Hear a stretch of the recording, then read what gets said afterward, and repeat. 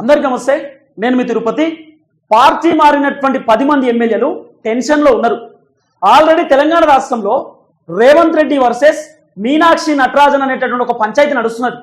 కాంగ్రెస్లోనే ఎమ్మెల్యేలు, ఎంపీలు, మంత్రులు, ఎమ్మెల్సీలు కొంతమంది రేవంత్ రెడ్డి గారి పైన ఢిల్లీ హైకమాండ్కు కంప్లైంట్లు ఇస్తా ఉన్నారు. మీనాక్షి నటరాజన్ గారి పైన కాంగ్రెస్ పార్టీకి సంబంధించినటువంటి లీడర్లు కొంతమంది తిరుగుబాటు చేస్తూ ఉన్నారు. మీనాక్షి గారి పైన కొంతమంది నెగిటివ్ వార్తలు కూడా రాపిస్తున్నారు కాంగ్రెస్ వాళ్ళే. కాంగ్రెస్లోనే పెద్ద ఎత్తున పంచాయతీలు నడుస్తున్నాయి. ఆ లీడర్ది ఒక వర్గం, ఈ లీడర్ది ఒక వర్గం, వాళ్ళొకళ్ళు వీళ్ళొకళ్ళు, అట్లా ఇట్లా అని చెప్పి ఒక పెద్ద పంచాయతీ నడుస్తుంది. ఈ పంచాయతీ నేపథ్యంలో ఈ పార్టీ మారినటువంటి 10 మంది ఎమ్మెల్యేలు పరేషాన్లో ఉన్నారట. వీళ్ళ పంచాయతీలు చేసుకుంటారు, మమ్మల్ని ఎవరు పట్టించుకుంటలేరు కదా, మా పరిస్థితి ఏంది, మేమేం చేయాలి? రేవంత్ రెడ్డిని నమ్మి కాంగ్రెస్ పార్టీలోకి వచ్చినాం. పోనీ మేము మొన్న హైకోర్టు, సుప్రీంకోర్టుకు అఫిడవిట్ దాఖలు చేస్తే సుప్రీంకోర్టు అఫిడవిట్లో వీళ్ళు ఏం రాశారు తెలుసా? ఎమ్మెల్యేలు మేము పార్టీలు మారలేదు, మేము బీఆర్ఎస్ పార్టీలోనే ఉన్నాం, అసలు మేము పార్టీయే చేంజ్ కాలేదని చెప్పి వీళ్ళు సేఫ్ జోన్లో ఉండడానికి అఫిడవిట్ సుప్రీంకోర్టుకు పంపించారు, పార్టీలు మారలేదని చెప్పి రాసి. కానీ ముఖ్యమంత్రి ఏం చేసిండు? వీళ్ళందరూ పార్టీలు మారారు, నేనే వీళ్ళని అందరిని తీసుకున్న పార్టీలోకి, మేము మీ లెక్క కాదు, మా వాళ్ళకి మేమే మంత్రి పదవులు కూడా ఇయ్యలే, నేనంటే నచ్చి మా కాంగ్రెస్ పార్టీలోకి వచ్చారు, ముఖ్యమంత్రితో జర్నీ చేయాలని చెప్పి ఎమ్మెల్యేలు వచ్చారని ఈ ఎమ్మెల్యేలను అడ్డంగా ఇరికిచ్చిండు ముఖ్యమంత్రి రేవంత్ రెడ్డి అసెంబ్లీలో. ఎమ్మెల్యేలు ఇదో పర్సన్లో ఉన్నారు. అరే మేము పార్టీ మారలేదని చెప్పి సుప్రీంకోర్టుకి ఎట్లనో అట్లా మేము అఫిడవిట్ దాఖలు చేస్తే రేవంత్ రెడ్డికి ఏడ పొద్దుపోక మమ్మల్ని అడ్డంగా ఇరికిచ్చిండు. ఇరికిచ్చి ఇప్పుడు సైలెన్స్ గా కూర్చున్నాడు, మమ్మల్ని పట్టించుకునే పరిస్థితి లేదని చెప్పి ఎమ్మెల్యేల బాధ. దాదాపు ఈ 10 మంది ఎమ్మెల్యేలు దానం నాగేందర్ వాళ్ళ ఇంట్లో రోజు భేటీ అవుతున్నట. అన్న మన పరిస్థితి ఏందే, మన కథ ఏంది, మనం ఏం చేద్దాం? ఆల్రెడీ సుప్రీంకోర్టులో విచారణ అయిపోయింది. సుప్రీంకోర్టులో అటు సైడ్ లాయరు, ఇటు సైడ్ లాయరు, విచారణ కూడా పూర్తిగా కంప్లీట్ అయిపోయింది, వాదనలు కూడా కంప్లీట్ అయిపోయినాయి. సుప్రీంకోర్టు తీర్పును రిజర్వ్ లో పెట్టినారు. తీర్పు ఏ టైంలో అయినా రావచ్చు అనే ఒక చర్చ అవుతుంది. కానీ తీర్పు ఒకవేళ ఈ పార్టీ ఎమ్మెల్యేలకు పాజిటివ్ వస్తే ఓకే, ఒకవేళ నెగిటివ్ వస్తే పరిస్థితి ఏంది అంటే ఎమ్మెల్యేలకు డిస్క్వాలిఫై లేకపోతున్నావు, లేకపోతే ఎమ్మెల్యేల పైన అనర్హత వేటు వేయకపోతే ఓకే, వీళ్ళందరూ ఎమ్మెల్యేలే కంటిన్యూ అవుతారు. మరి పుసుక్కున అనర్హత వేటు పడితే ఏంది పరిస్థితి అనేటటువంటి ఆలోచనలో ఉన్నప్పుడు కాంగ్రెస్ పార్టీకి సంబంధించినటువంటి 2-3 మంత్రులు ఎమ్మెల్యేలకు చెప్పేసిరట, ఎట్లా తీర్పు వచ్చినా అన్నిటికీ రెడీగా ఉండండి, ఒకవేళ మిమ్మల్ని డిస్క్వాలిఫై చేస్తే మళ్ళీ పోటీ చేయడానికి రెడీ ఉండండి, మేము సపోర్ట్ చేస్తాం, ఏమి ఇబ్బంది లేదు, ఒకవేళ తీర్పు మీకు పాజిటివ్ వస్తే ఓకే, నెగిటివ్ వస్తే మాత్రం రెడీ ఉండండి అని చెప్పి మంత్రులు కూడా చెప్పేసిరట. ఇప్పుడు ఈ పార్టీ మారినటువంటి 10 మంది ఎమ్మెల్యేలు అన్నిటికీ రెడీగా ఉన్నారు. ఎందుకంటే ఇప్పుడు వేరే ఆప్షన్ లేదు కదా. ఈ పార్టీ మారిన వాళ్ళు పోనీ బీఆర్ఎస్ పార్టీలోకి పోదామా, మా పార్టీలోకి వెళ్ళిపోనికి రెడీగా ఉన్నామా అంటే వీళ్ళు పోనీకి రెడీగా ఉన్నారు, కానీ కేసీఆర్ తీసుకోనికి రెడీగా లేడు. ఇప్పుడు ఈ 10 మంది ఎమ్మెల్యేలు బట్టలు గీటలు చదువుకొని సార్ మీకు దండం పెడతాం, ఒక్కసారి ఒక పిలిపియండి సార్, ఎర్రపల్లి ఫామ్ హౌస్కి వచ్చి వాలిపోతాం అని చెప్పి ఎమ్మెల్యేలు అందరూ కూడా వెయిట్ చేస్తారు. కేసీఆర్ ఎప్పుడు పిలుస్తాడు, కేసీఆర్ దగ్గరికి ఎప్పుడు పోవాలని వెయిట్ చేస్తారు. కానీ కేసీఆర్ పిలిచేటట్టు లేడు. ఎందుకంటే కేసీఆర్ పదే చెప్తున్నాడు.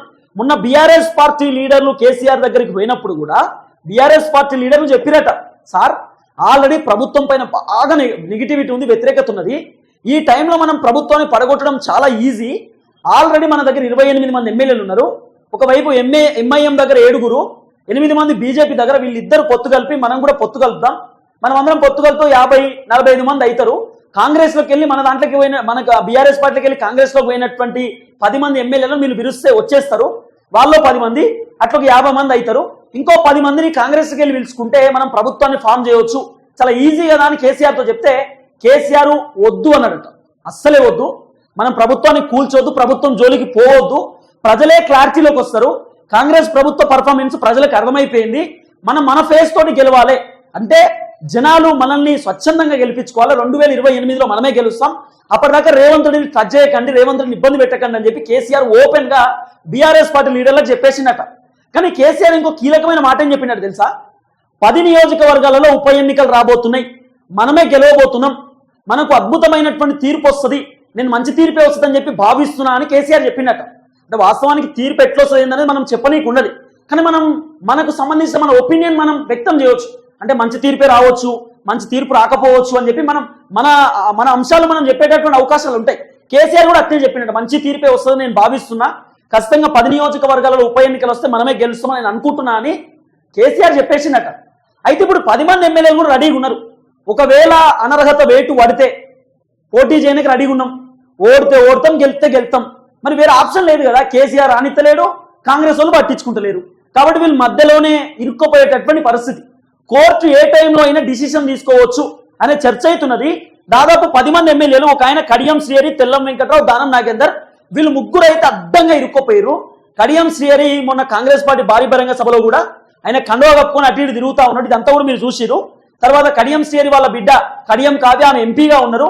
కడియం శ్రీహరికి ఉన్నటువంటి బాధ ఏంటి అంటే, నా వల్ల మా బిడ్డకి ఏమి ఇబ్బంది కావద్దు, మా బిడ్డ రాజకీయ భవిష్యత్తు మంచిగా ఉండాలంటే, నా పైన అనర్హత వేటు పడ్డా మంచిదే, నా మళ్ళీ ఎలక్షన్స్ వచ్చినా మంచిదే, నేను ఓడిపోయినా మంచిదే అనే క్లారిటీలో మాత్రం కడియం శ్రీహరి ఉన్నాడు. కాబట్టి కడియం శ్రీహరి అన్నిటికీ సిద్ధం. తెల్లం వెంకట్రావు కూడా సిద్ధంగా ఉన్నాడు. ఒకవేళ తెల్లం వెంకట్రావు ఆయన పైన అనర్హత వేటు పడితే మళ్ళీ ఆయన గెలుస్తాడు భద్రాచలంలో, దాంట్లో వేరే ఆప్షన్ లేదు. తెల్లం వెంకట్రావుకు చాలా పాజిటివ్నెస్ ఉన్నది. దానం నాగేంద్ర అయితే అట్టర్ ఫ్లాప్, పొట్టు ఇరుక్కుపోయింది.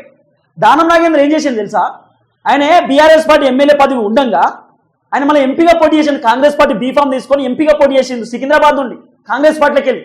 అక్కడైనా అడ్డంగా దొరికిపోయింది. నేను పార్టీ మారలేదు అని చెప్పడానికి ఆప్షన్ లేదు ఎవరికి, తెల్లం వెంకట్రావుకి ఆప్షన్ లేదు, కడియంకి ఆప్షన్ లేదు, దానంకి ఆప్షన్ లేదు.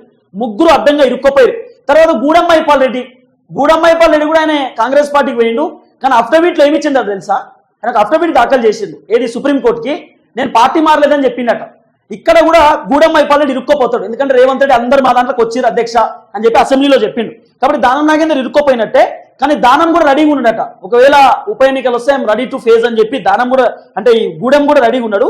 పోచారం శ్రీనివాస్ రెడ్డి సిద్ధంగా ఉన్నాడట. పోచారం శ్రీనివాస్ రెడ్డి క్లారిటీ మొత్తం వచ్చేసింది. ఇంకోటి ఏంటంటే పోచారం శ్రీనివాస్ రెడ్డి బాధ, నా వల్ల నా కొడుకుకి వాళ్ళకి రాజకీయ భవిష్యత్తుకి ఇబ్బంది కావద్దు, మా పిల్లలకి ఏమి ఇబ్బంది కావద్దు అంటే నేను అన్నిటికీ రెడీ అని చెప్పి పోచారం కూడా సిద్ధంగా ఉన్నాడు. ప్రకాష్ గౌడ్ కూడా రెడీగా ఉన్నాడు. సంజయ్ కుమార్ జగిత్యాల ఎమ్మెల్యే అడ్డంగా దొరుక్కుపోయిండు. ఆయన కాంగ్రెస్ పార్టీ కండువా కప్పుకొని అఫీషియల్ గా తిరుగుతా ఉన్నాడు కాబట్టి ఆయన అడ్డంగా ఇరుక్కుపోయినట్టే లెక్క. కాలయాదయ్య సేమ్ రేవంత్ రెడ్డికి అత్యంత సన్నిహితంగా ఉన్నాడు. రేవంత్ రెడ్డి ఏది చెప్తే కాలయాదయ్య చేస్తున్నాడు కాబట్టి చేవెళ్ళి ఎమ్మెల్యే కాలయాదయ్య కూడా అడ్డంగా దొరికిపోయిండు. దీనిలో వేరే ఆప్షన్ లేదు. తర్వాత కృష్ణమోహన్ గద్వాలకు సంబంధించిన ఎమ్మెల్యే, ఆయన నేను నా ఫ్లెక్సీలు కట్టొద్దు, నా బ్యానర్లు కట్టొద్దు, నేను కాంగ్రెస్ ఉన్ని కాదు బీఆర్ఎస్ ఉన్ని అన్నా కూడా ఎవరు నమ్మేటట్లేదు. కృష్ణమోహన్ పని కూడా అయ్యేటట్టే కొడుతున్నది. తర్వాత అరకెపూడి గాంధీ కూడా నేను పార్టీ మారలేదని చెప్పి పాడి కౌశిక్ రెడ్డి మీదకి యుద్ధానికి వెళ్ళి సీన్ కట్ చేస్తే ఆయన పార్టీ మారినటువంటి వ్యవహారం కనబడ్డది. కాబట్టి దాదాపు ఈ 10 మంది ఎమ్మెల్యేలు రెడీగా ఉన్నారు. ఆల్మోస్ట్ ఒకవేళ రేపటి రోజు ఎలక్షన్స్ వస్తే వీఆర్ రెడీ టు ఫైట్, అన్నింటినీ తట్టుకోగలుగుతాం. కానీ ఈ ఎమ్మెల్యేల బాధ ఏంది చెప్పనా, ఒకవేళ కోర్టు వీళ్ళని డిస్మిస్ చేసిందనుకో, కోర్టు వీళ్ళ ఎమ్మెల్యేల పదవిలు తీసేసిందనుకో, మేము నియోజకవర్గాలను ఏం మొహం పెట్టుకొని తిరగాలి, మేము ఏం చెప్పాలి జనాలకి, కోర్టు మమ్మల్ని సస్పెండ్ చేసింది ప్రజలారా మీరు మమ్మల్ని ఓటేసి గెలిపియమని చెప్పాలనా, లేకపోతే మేము పార్టీలు మారినాం కాబట్టి మళ్ళీ ఎలక్షన్స్ వచ్చినాయి మేము మళ్ళీ పోటీ చేస్తున్నాం ఓటేపించి గెలిపమని చెప్పాలా, ఏం చెప్పాలి? వీళ్ళందరూ గెలిచింది బీఆర్ఎస్ పార్టీల. జనాలు కూడా బీఆర్ఎస్ పార్టీని నమ్మి కేసీఆర్ని నమ్మి ఆ ఓటేసారు కారు గుర్తుకి. మరి వీళ్ళు చేసిన కథ ఏంది, కాంగ్రెస్ పార్టీలకు పోయారు. మళ్ళీ ఇప్పుడు కాంగ్రెస్కి వెళ్ళి పోటీ చేస్తారు. రేపటి రోజు కోర్టు కనుక వీళ్ళని డిస్క్వాలిఫై చేస్తే మరి పరిస్థితి ఏంది, జనాలు వీళ్ళని రిసీవ్ చేసుకుంటారా? ఇప్పుడు జనాలు ఏమనుకుంటారు, మీరేమన్నా మంచి పని చేసిరా, కోర్టు మిమ్మల్ని సస్పెండ్ చేస్తే మళ్ళీ కాంగ్రెస్కి వెళ్ళి పోటీ చేస్తారు, మీరు పార్టీలు మారి మమ్మల్ని మీరు మోసం చేసిరని జనాలు కూడా చెప్తారు కదా. కాబట్టి ఇదంతా ఆలోచిస్తున్నారట, ఏం చేద్దాం, ఎట్లా చేద్దాం, అసలు మన పరిస్థితి ఏంది.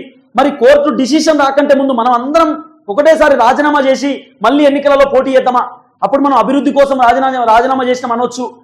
బీఆర్ఎస్ పార్టీలో ఉంటే వేస్ట్, మేము ఒరిజినల్ కాంగ్రెస్ పార్టీలకు వెళ్ళి పోటీ చేద్దాం అనుకుంటున్నాం అని చెప్పి ఇట్లా కొత్త డ్రామా ప్లే చేసిన వీళ్ళు ముందుకు పోయే అవకాశం ఏమైనా ఉండొచ్చు అనేది ఒక చర్చ. తర్వాత ఏంటంటే ప్రభుత్వం పైన బాగా వ్యతిరేకత ఉన్నది, మరి మనం కాంగ్రెస్కి వెళ్ళి పోటీ చేస్తే మనకు ఓట్లు పడతాయా లేదా అనే ఈ డిస్కషన్ కూడా నడుస్తుందట ఈ 10 మంది ఎమ్మెల్యేలలో. కానీ మస్తు టెన్షన్లో ఉన్నారు, మళ్ళీ ఎలక్షన్స్ వచ్చే అవకాశం ఉంది అనే ఒపీనియన్లో ఎమ్మెల్యేలు ఉన్నారు, నియోజకవర్గ ప్రజలు కూడా ఉన్నారట. సోషల్ మీడియాలో చర్చ కూడా నడుస్తుంది, మళ్ళీ ఎలక్షన్స్ వచ్చే సూచనలు కనబడవచ్చు అని చెప్పి చాలా మంది రాజకీయ విశ్లేషకులు సీనియర్ జర్నలిస్టులు కూడా అంటున్నారు. మరి ఈ 10 మంది ఎమ్మెల్యేలు ఒకవేళ అవుట్ అయితే మరి పరిస్థితి ఎట్లుండబోతుందో తెలియదు. కానీ ఈ ఉన్న వ్యతిరేకత సిచ్యువేషన్లో కొంత కాంగ్రెస్కి డ్యామేజే జరగవచ్చు అనేటటువంటి చర్చ మాత్రం పెద్ద ఎత్తున నడుస్తుంది. సరే ఏది ఏమైనా చూద్దాం ఏం జరగబోతుందో.